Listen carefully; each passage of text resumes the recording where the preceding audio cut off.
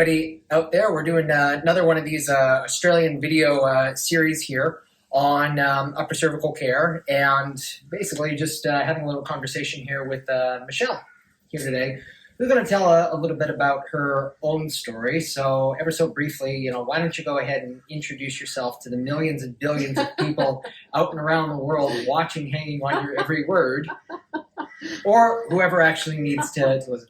Tell us who you are, what the things are that you're most passionate about, that you love doing in life, first and foremost. Firstly, as Jeff said, I'm Michele, 59, and I love hiking, kayaking, and gardening. They would be probably the three things that I enjoy most. And piggyback that, playing with my dogs, which all of this has been a struggle for pretty much my whole life, as a result of neck issues and chronic pain. And I suppose I would never have described myself as a chronic pain sufferer, because it wasn't something that I thought about, because I don't believe I'd ever experienced not being in pain. I suppose pain was levels of pain. So I would have a headache pretty much every day, and then I'd have a migraine.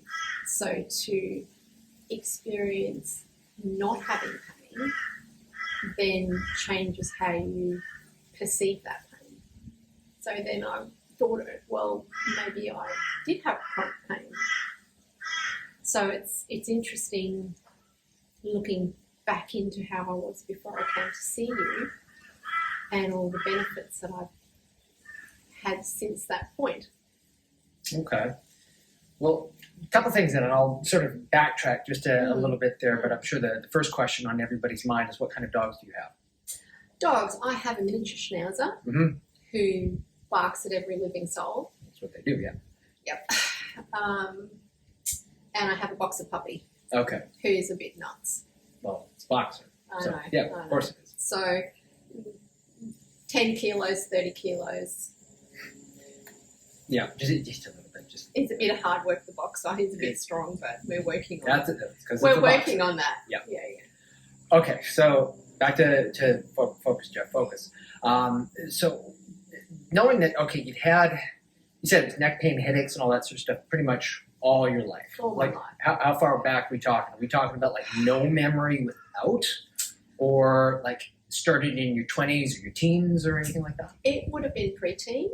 I can recall probably around the age of between 10 and 12, where my mum would lay me on a bed near the kitchen for the day in a cool area, so she could watch me while I had these headaches.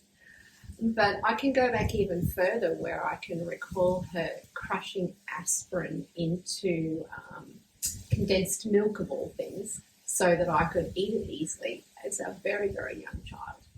So I would suggest I've probably always had some form of headache, neck pain. Okay, and what was it? Because you said, never without, but what was a typical range for you? So good, and then, what would it look like if it'd be bad? Bad would be pretty much 24 hours in bed, vomiting every 20 minutes with a full-blown migraine. And like a 10 out of 10 level intensity? Absolutely. Okay. So you felt like someone was trying to drive a knife through the side of my skull and mash up my brain. And what would it go down to? I know you said never zero, but where would be It'd probably sit around a 3 or a 4 as a constant. So it was like a case of, every day it was medication. And when I say medication, I mean just over-the-counter analgesics, not prescription. So things like Panadol and aspirin. But it was every day. And my guess is we were not your first port of call? No? No, I've been everywhere. Everything under the sun that you can possibly think of here? Absolutely everything. Remedial massage, Reiki, acupuncture, normal, what you would call normal chiropractic. I think I've since the age of about 14. I've been to every chiropractor that I've ever lived in a town where there was a chiropractor. Massage, therapy, just everything. I've even done gym work to try and strengthen my back and my shoulders, which all that does is cause me headaches because it flares up the traps and everything just goes horrid. Yeah. Okay. And then how did you find us then? How did I find you? Well, that's a funny story if you've got like 30 seconds Yeah, or more. 30 seconds. My dog was walking strangely. Mm-hmm. So I took him to a dog chiropractor. And as I'm walking my dog towards the chiropractor, he said, your atlas is out. I said, what do you mean? I've never really heard of an atlas, and I'm like in my mid-50s at this point. And he said, look, I can't touch you because I'm not registered to work on humans anymore, but your atlas is out. You need to find someone to put it back. He said, my brother just so happens to work on atlases. Here's his number. I went, sure, whatever. And I did nothing about it for probably 12 months because I thought, this sounds a bit dodgy. And then I had cause to take the dog back again, and he's gone, your atlas is still out. I can tell just by the way you're walking. You need to go and see him. So I made an appointment, went and see him, and the adjustment was so barbaric that I just couldn't go back. I thought, this guy's going to hurt me more than I already hurt. And out of absolute frustration, desperation, I just Googled Atlas Chiropractic, and you popped into my feed, and that was it. That's how I found you. Okay. So what has your experience then been under care? You know, I'm kind of leading you here because there's a really, really important part of your story in particular that, you know, I really want to, you know, emphasize for everybody else who's out there who's in your boat. So why don't we start with, and you don't have to go with all the little details and all that sort of stuff, but just a little bit about what you found over the period of time we've worked together. I found that it's 2 steps forward, 1 step backward for me personally. I've never been that one adjustment or one correction and I'm fixed. And I don't think in the next couple of years I will be either. I think I've still got a long way to go. So do you remember what the first thing I said was when I looked at your x-rays? Yeah, I have a backwards facing neck. You actually said something else. Yuck. But yeah, it's nasty. It is a lot of wear here. On there. So, and it's been a lot of patience on my part because I have had this pretty much my whole life and I just want it sorted out. I just want it done. I want it fixed. I want it gone so I can go and enjoy my life. But if it's taught me anything, it's taught me patience, that there is no easy fix for what's wrong with my neck, and it's a process. And I just have to sit in the process and be patient. And this is the most important, well, there's again, a few really important parts of your story. We worked together, how long would you estimate? It would be 2.5 years. Okay. So 2.5 years. Maybe just a little bit more, but yeah. What has actually, in the 2.5 years here, firstly, okay, how much change has there actually been? If I snap my fingers and it's all gone? No. So that's the first part that I want to emphasize for everybody who's watching this, because especially when we go online and, you know, people, you know, have conversations like this, or you might see some of the videos that are out there or the documentaries or whatnot. Well, guess what? That is going to showcase the best of the best of the best of the best of the best cases. And so many people, they can get so terribly disappointed. I remember you came in one day because we were playing one of the documentaries at the front of the office, and you're like, can you just shut that damn thing off? Because I get so agitated every single time wondering why that's not me. Especially when people have had that full lifetime, it's very important to say, yes, we know this is possible, but the majority of people this is a process, It's a we process. take the time. So even for you, I would love to say that you are oh so terribly much farther than where you are, after 2.5 years. Where have you come over that period of time? I was thinking about that on the way here, actually. Mm-hmm. What wins have I had? And for anyone watching, they're going to go, oh, really? That's it? That's your win? But to me, it's a huge win. So, say, for instance, I can drive my car and my left arm doesn't ache, which doesn't activate my trap, which doesn't activate my neck, and I don't end up with a headache after half an hour of driving. So for me, that's a win. I can drive my car for more than half an hour without pain. One of the things we've always done is hike. And I've always carried the smallest backpack I can possibly find, because the backpack sitting on my shoulders, again, aggravates my neck. I can carry a backpack. I can put 8 kilos on and go off for the day. That's like gold to me. Kayaking, I can go kayaking. It's great. I don't end up with pain at the end of the day or the next day. I'm not in bed the next day.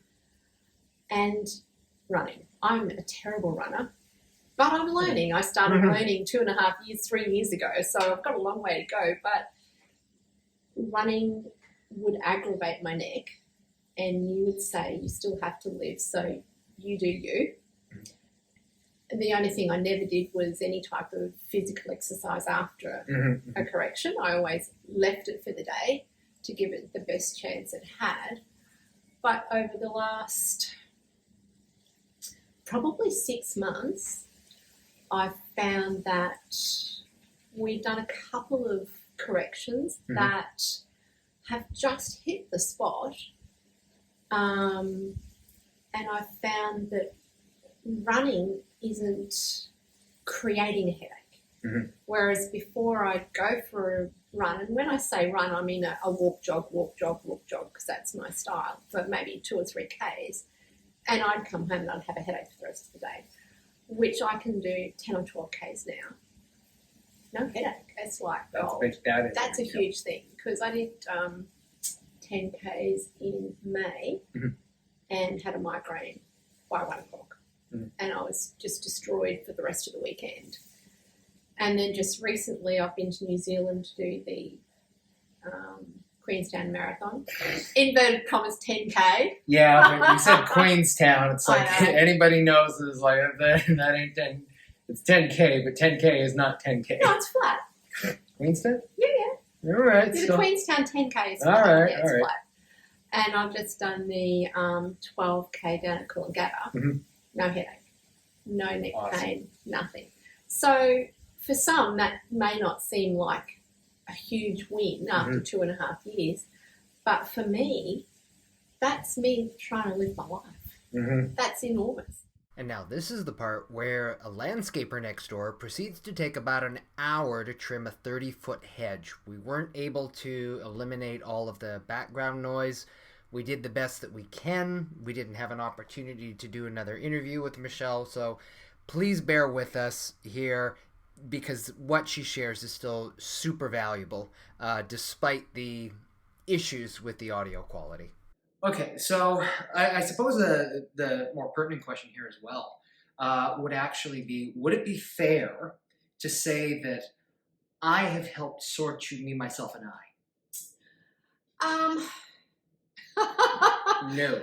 The answer would be no, not Good. On your own. Correct. Okay. So in brief, and this is useful again, because so many people, again, the other part of your story here in particular that I think is important for people to understand is we oftentimes, as you said, even though it's been there forever, can't it just go away? And then what's the one thing that I need to do to make it go away? And oftentimes there isn't. There isn't just one thing. There has been no one thing. No. So that being the case, what are some of the other things that we have been working, again, not just me, but other people in terms of the other specialties that have been helping you as well? At our very first appointment, this may sound strange, but it's part of the process. You looked in my mouth and went, God, there's a lot of amalgam in there.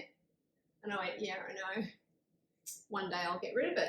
And you suggested sooner would be better than later because of the toxic load that it places on your body. There was a lot. In fairness, you're probably the only person that I've been able to get to agree with me that mercury fillings are bad. Every dentist I'd been to prior to meeting you would go, oh no, they're all right, they're safe. And I'm just going, you know, how can that much toxic stuff in my body be good for me? So you put me onto a fellow and I went and saw him and he removed all my amalgams safely, and I went through a detox process, which felt like it took forever, but again, it's a process. It doesn't happen overnight. And then I suppose you sent me to Dr. Anne-Marie. Yep, because not just the amalgam side of the equation, but then also jaw structure itself as being a major thing that we were finding, because I think that at that point in time, you were good, but your adjustment was still, it was only stabilizing for like a day or two at a time. And so it's like, no, this has to be your jaw that's throwing the things out. And it was trying to work out what caused my neck to reverse.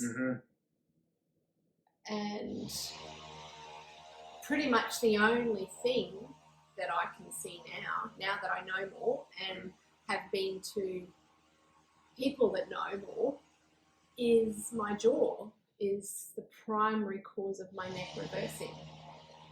As Dr. Anne-Marie said, your body wants to survive, and if your airway is so small because of the shape of your jaw, it will continually push your neck backwards so that you can breathe.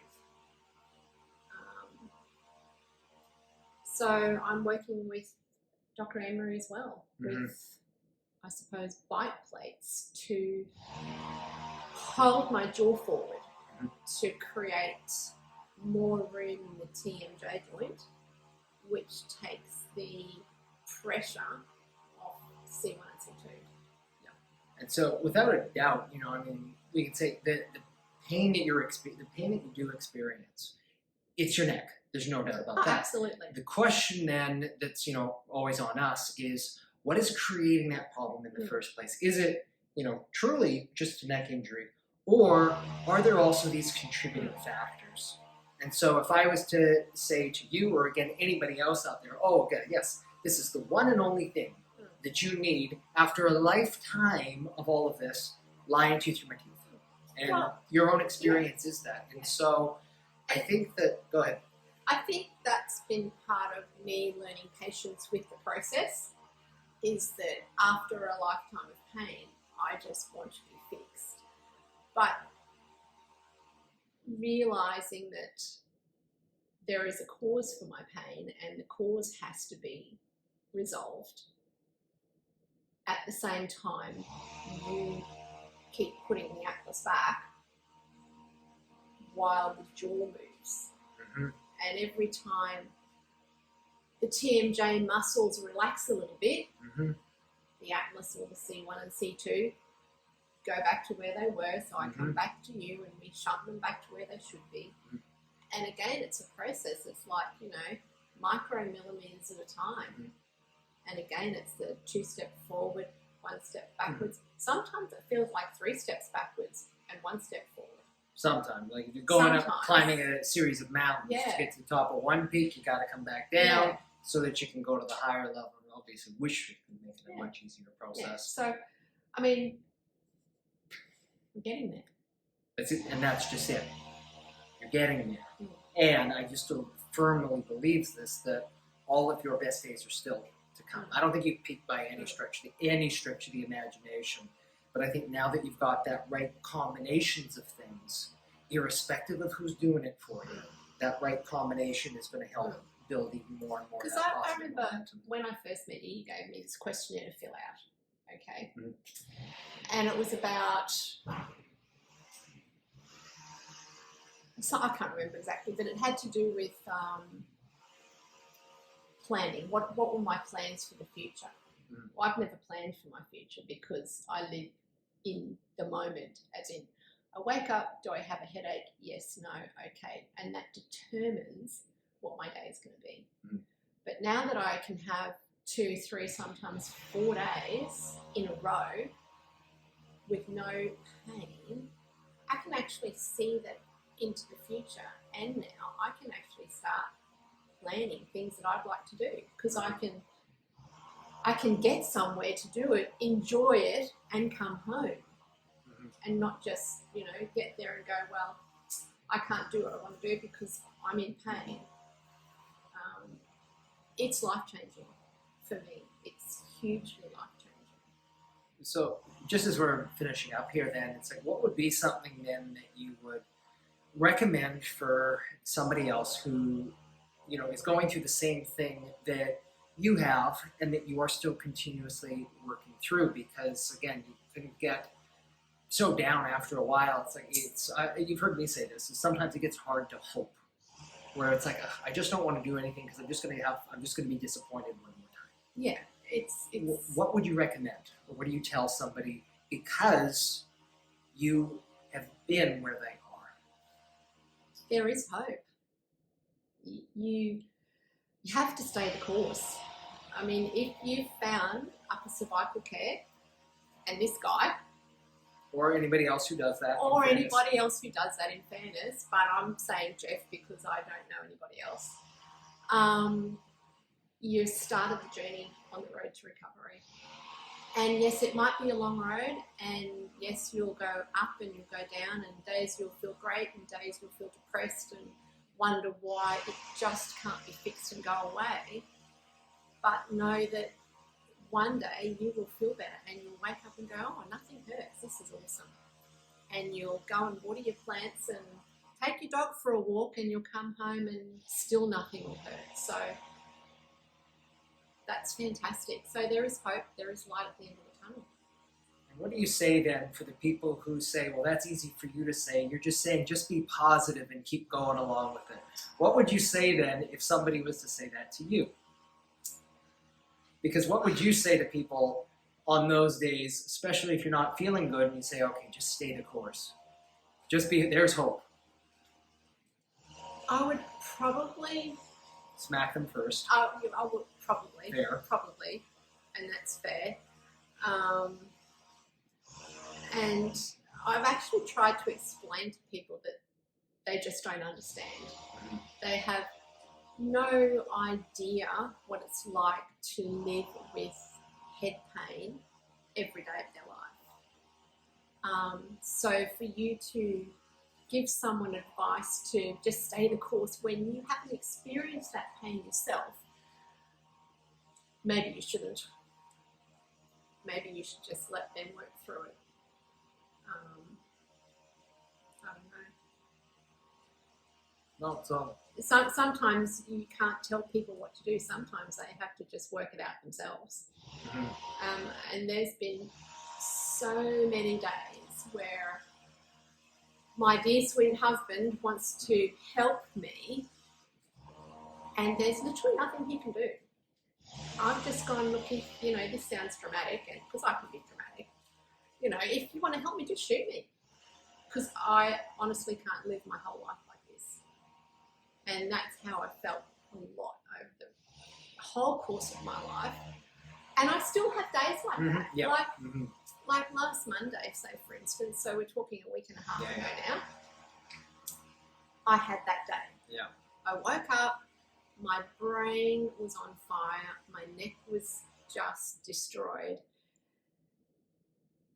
You weren't there because you're not there anymore. And I have no way to contact the new guy after hours, because that's not how they roll. Yeah. So I didn't know whether or not he would be in the office Monday. So I had to sit there patiently waiting, not taking Panadol, because I can't go if I've had painkillers, not having coffee, because I can't go if I've had coffee, waiting for 9 o'clock, which was torture to phone. So I'm sitting on the side of my bed in a complete meltdown, tears, snot, leave me alone, shoot me, I just don't want to do this anymore. But when you find someone who can fix it, click, and you're better for the next few days. Now, correct me if I'm wrong then, I was not the person who did adjust you then either. Not that time, no. So what that means, these aren't magic hands either. And that's the next part for you then. For me, I have to trust the next person. Exactly. That And it's not necessarily the individual. Yeah. It's that opportunity for people, again, and it still may not be everything right there, and especially having those days. But if even in that little capacity, it gives you that sense of, okay, wait, this is what I need. This over a period of time is going to help me get better. Even still being the down, that arguably, you know, I would say is probably the most valuable thing that we really appreciate you being willing to share. And I think when you do have those days where you feel like you've hit rock bottom again, when the pain goes away and you then have 3, 4, 5 days or more that's pain-free, you actually appreciate those days more. It's like they mean more because you can actually go for a run, take the dogs for a walk, cook, think, create. So to have pain-free days, I just can't. I struggle to describe how much it means to me to have pain-free days. Yeah, you're at 3 at the moment. Again, that is going to turn into 6. Yeah. That's going to turn into 10. Yep. That is going to turn into 2 weeks, into Yep. a month, and so forth. Yep. I don't know if you actually know this, and this is good for people to know on the other side there, is that based on the research, especially when people have migraines, if and when that symptom comes back, it always comes back and it hits just as hard as the very first time. But even though you get whacked all the way down, the greater you've built that positive momentum, when you get that, you'll bounce back right to where you were. Yeah. But it always feels as it always feels just as dreadful. But if your life is able to expand around that, and then you know, okay, this is the support, this is what I need in that moment. All right, fine. I know what I need now, and I know where to go to get it. And that is also a game changer. To be able to know the difference between food intolerance is inflammation in the body, which cause headaches. Which is a big one, Which some days I'll wake up and I'll go, oh my gosh, my head hurts.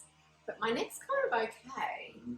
I have a headache, but my neck isn't really sore. This is new. Because before I haven't been able to pull apart the two, and now I'm getting more of a, this is neck pain and a headache, and this is just headache. better body awareness. And I know that just the headache generally is inflammation in the body from eating the wrong foods. And yes, I'm going to have it all day because about 7 o'clock at night it lifts and goes away. But I now know not to, panic and go and find somewhere to fix me because I've eaten the wrong food and my body's telling me it doesn't like it. I can pick the difference between my neck has gone or I've eaten the wrong thing. And that's also a game changer too. Which is good.